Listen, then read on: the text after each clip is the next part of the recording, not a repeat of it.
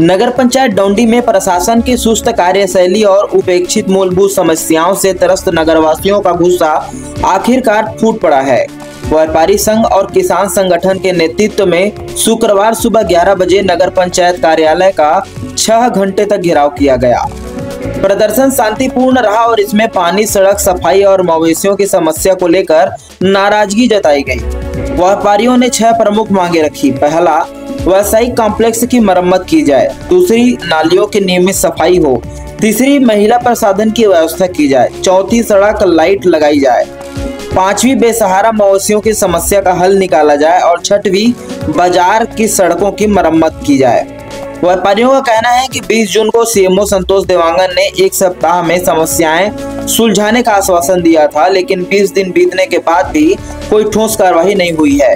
इसी के विरोध में आज आंदोलन किया गया है। प्रदर्शन के दौरान तहसीलदार Devendra Netam, CSP doctor Chitra, DSP Boniface Ekka और थाना प्रभारी उमा ठाकुर सहित मौके पर बहुत से अफसर मौजूद रहे।